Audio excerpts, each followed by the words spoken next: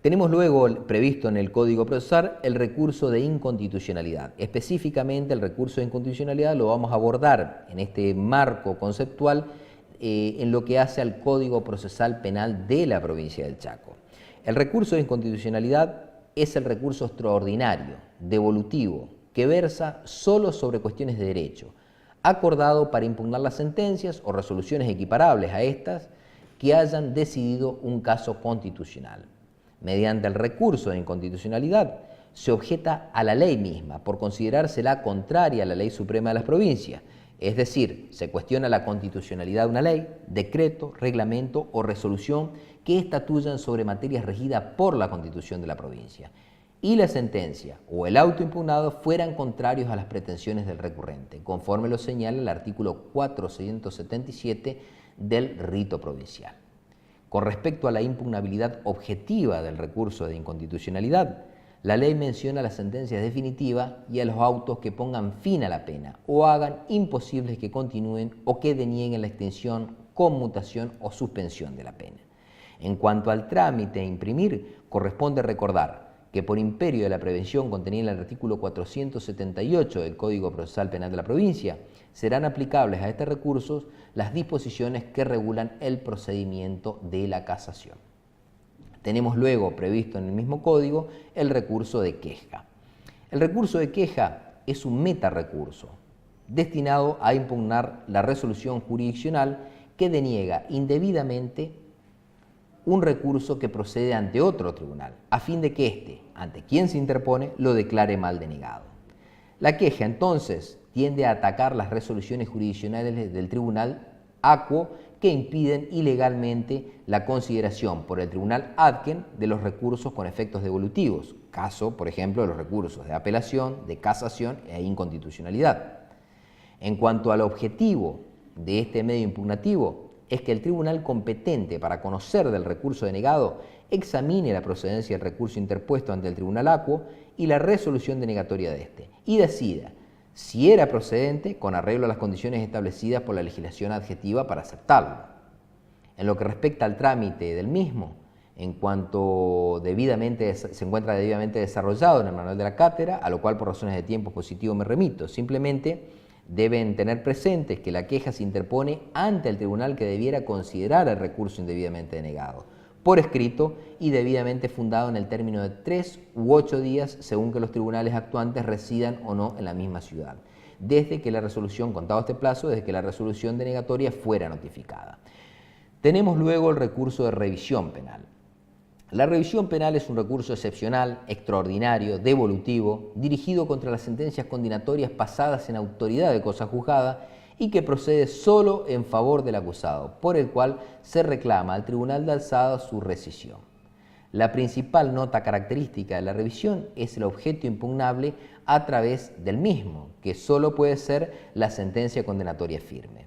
El recurso deberá tender siempre a demostrar la inexistencia del hecho, que el condenado no lo cometió o que falta totalmente la prueba en que se basó la condena, salvo que se invocara la existencia de nuevos hechos o elementos de prueba que demostraren que el hecho cometido encuadra en una norma penal más favorable o que la sentencia se funda en una interpretación de la ley más gravosa que la sostenida por el Tribunal Superior al momento de la interposición del recurso.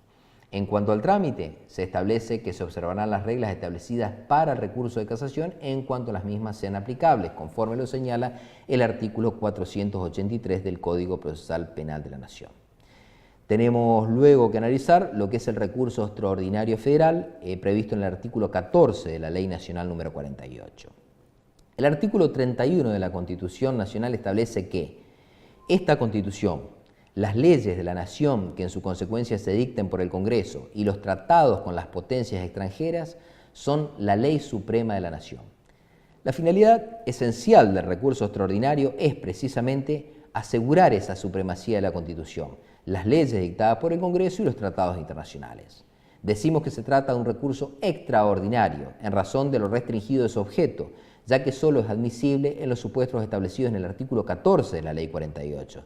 La actual admisión del recurso en aquellos casos de sentencias arbitrarias, si bien amplió los casos en que se admite el mismo no le ha hecho perder el carácter de extraordinario, ya que también en ese supuesto sigue siendo sumamente restringida la intervención de la Corte, que se limita a actuar en aquellos casos de gravedad extrema.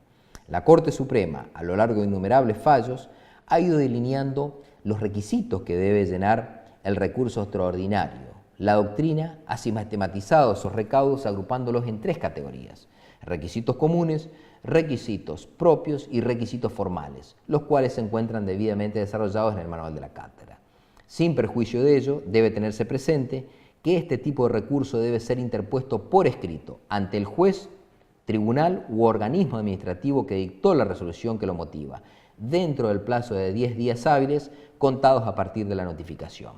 Dicho escrito de interposición deberá estar debidamente fundado y ser autónomo, es decir, debe bastarse a sí mismo. Y la cuestión federal debe haber sido introducida oportunamente en el pleito.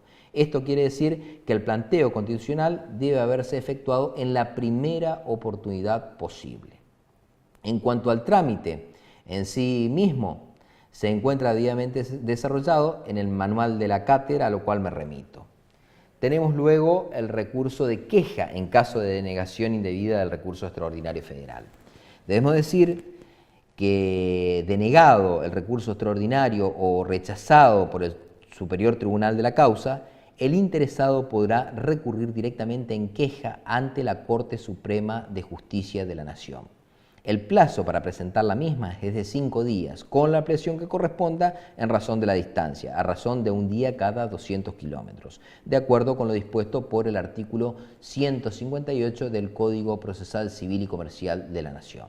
La queja debe presentarse por escrito y nuevamente se requiere que la misma cuente con fundamentación autónoma, es decir, debe bastarse a sí mismo. Por lo tanto, deberá efectuarse un relato sucinto de los hechos de la causa, enunciar la cuestión federal involucrada en el caso y su vinculación con el resultado del pleito, así como la crítica razonada de la sentencia dictada y de los argumentos en los que se basó la denegación del recurso extraordinario. La Corte podrá rechazar la queja sin más trámite con la sola invocación de falta de agravio federal suficiente o cuando las cuestiones planteadas resultaren insuficientes o carentes de trascendencias. También podrá la Corte declarar procedente la queja y revocar la sentencia dictada en consecuencia. Hasta aquí entonces el desarrollo de esta unidad 12.